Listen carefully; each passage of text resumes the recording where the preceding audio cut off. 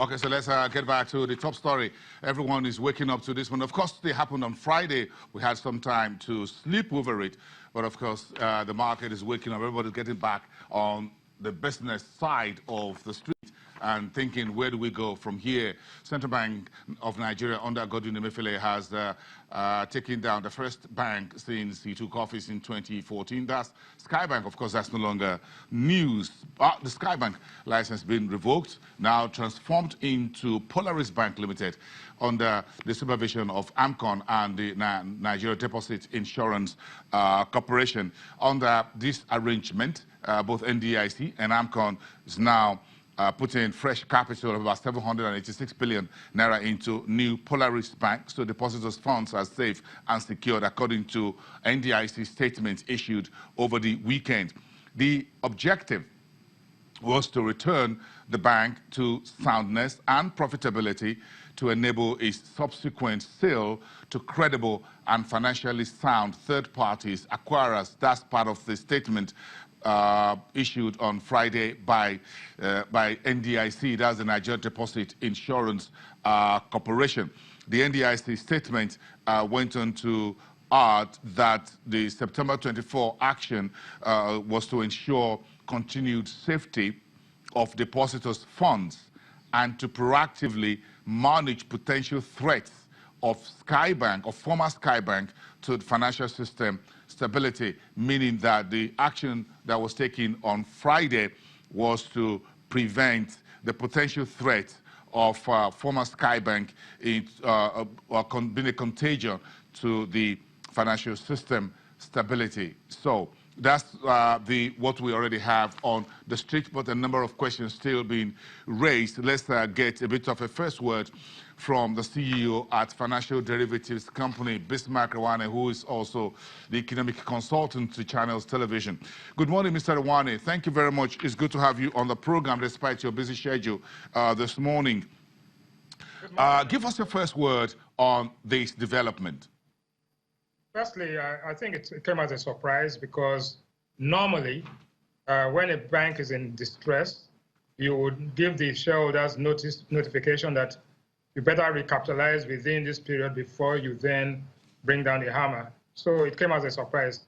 It came as a surprise also because this was a time when, because of the MTN saga, investors are very jittery about the sanctity of contracts and the regulatory collaborativeness of the system at this point in time. Thirdly, the financial system itself is, at best, could be considered to be fragile, to be recovering from what happened in 2008 over the period. So, one, the process itself is giving notification to the shareholders. Two, the fact that the stock market itself, in the last 2 weeks, the stock had gained about almost 40–50%. There was no indication, no inclination that this could happen, and now all of a sudden, the 10.9 billion naira is all wiped out. Those guys now have zero.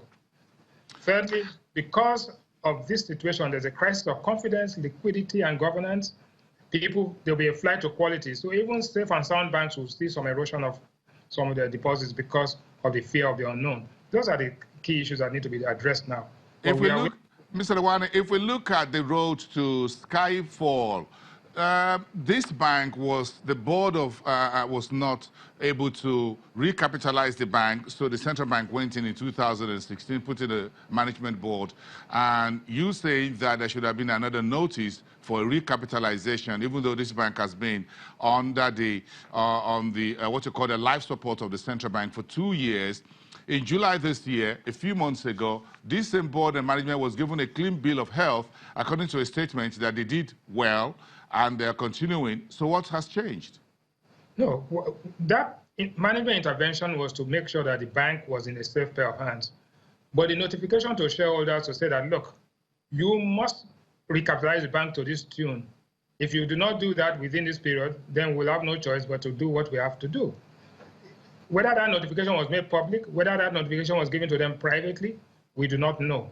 All we do know is that shareholders, people bought those shares on Friday and have lost their money because of regulatory intervention. So the question is that, what are you trying to do? Build confidence or actually make confidence erode? But gladly, depositors are not going to lose any cover, and the management will be intact. and all you have is a change of name and a loss of equity position. But I still believe that you don't have to reduce the equity to zero. You could suspend their shareholding, and when the new shareholders come in, you now dilute their holding by that amount. But to say that they are now down to zero, which is the implication of what they have not said that categorically.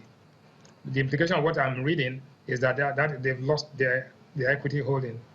I think that to be fair and to be honest, the shareholders' funds should be frozen at the level at which it is. The new shareholders should come in, and if the old shareholders want to participate, they should also bring in their money so that they don't get diluted. But at this point in time, all I'm saying is that the sentiment of the market, there are two variables that go into sentiment: earnings and confidence. Confidence is shaken, earnings are weak, and so sentiment is bound to be negative. That is what's going to happen. Mr. Wane, I'm sure you've been on the street long enough to see some banks come and go. So how difficult, or what's the job of the regulators here, if you put it in perspectives, managing the good, the bad, and the ugly, if you mind my point there, as to the various categories of banks, those who are very good, those who are not so good, and those who are systemically important but are ugly? No, the truth is that the central bank is the apex regulator. They are to ensure that the banks are in a safe and sound form. If they have difficulty, you have the people who protect and ensure the deposit, which is the NDIC. The central bank can raise a warning flag. The NDIC goes in, and then the NDIC goes through that distress resolution process of either liquidating or what have you. At that point, the stabilizing institution, which is AMCON, comes in to have a bridge, and that's where we are. So we've gone through regulatory awareness to NDIC intervention, to stability and the bridge bank. We are at that point now. Now, the bridge bank is to be recapitalized by AMCON and then sold. This is where we come in to say, okay, if you are going to do that, hold on to the shares that the previous shareholders have and freeze it there. When the new shareholders come, you bring in the amount, and then you actually dilute the existing shareholders. But to write them down to zero will be very difficult, especially they had no inkling of what was going on. And the bank was under the management of the central bank appointed board. So all I'm saying, do what you are doing now, but just do not write down their equity to zero. Make sure that everybody gets a fair game. In any case, they're talking about 789 billion naira of new capital. These guys have only market cap of 10 billion naira. It's not up to 1 or 2% of it. So it really doesn't matter, but it's just the principle that investors in other banks begin to worry that, can I wake up in the morning and be told that all my shareholding, the value of my shareholding in bank X, Y, Z, irrespective whether it's big, small, or medium, could be wiped out overnight. So every day I go to bed, I have to pray that something doesn't happen when I wake up. Mr. Wane, thank you very much. We appreciate your first word on these unfolding developments. Thank you very much, CEO at Financial Derivatives Company and Channel Television Economic Consultants. Let's cross over to get a bit of a perspective from a stock trader point of view. Let's get back to our studios at the Nigerian Stock Exchange, where Rotimi Fakaijo is seated and is waiting to join this conversation, giving us the first word also this morning as the market opens for today, the morning after the exit of Skye Bank. Tempo also, Ashaji is also sitting there. Tempo, let's hand this over to you. I'm sure Rotimi Fakaijo will have a few questions to answer from you on how the market is trading this development this morning. Thank you so much, Bosun, for this handover. So, Mr. Fakaijo, let's go straight to the points. We ended trading on Friday, quite moderate, and all of a sudden, a few minutes after the close of trading, we got wind of the need for a press briefing by the CBN, and I'm sure that, of course, got traders wondering what's going to be happening. So the news came in that Skye Bank has been taken over by Polaris Bank Limited, not a PLC now. And we know that the share price ended at 77 kobo. That's Friday, having risen by some 4.05%, and that's after over 2.15 million units of shares was traded. How did that sound to you, traders? Was there a form of regret? Well, it was a rude shock to the entire market, because we've seen a situation like this in time past, I think sometimes in 2009, in the days of Intercontinental, Oceanic, Finbank, Union Bank, Bank PHP, and all the likes. And for us to to get home in the evening and hear that news, I think it was something that was very, very intimidating to the capital market, because we've seen the effect of this starting from when Bank PHB, Afribank, and also Spring Bank were taken over by AMCON. And there was no residual value for the shareholders. And we asked the questions then, why separate Oceanic, Finbank, Intercontinental, and the Union Bank, and giving a different treatment to Bank PHB, Spring Bank, and Afribank? That question still remains unanswered. And I think what comes to mind at this point in time is the CBN is very protective of depositors' fund.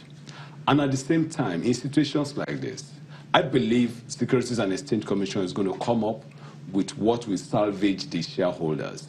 Because the kind of treatment that we saw for Union Bank, Oceanic, Intercontinental, and Finbank, I believe that's the kind of thing that will salvage this market.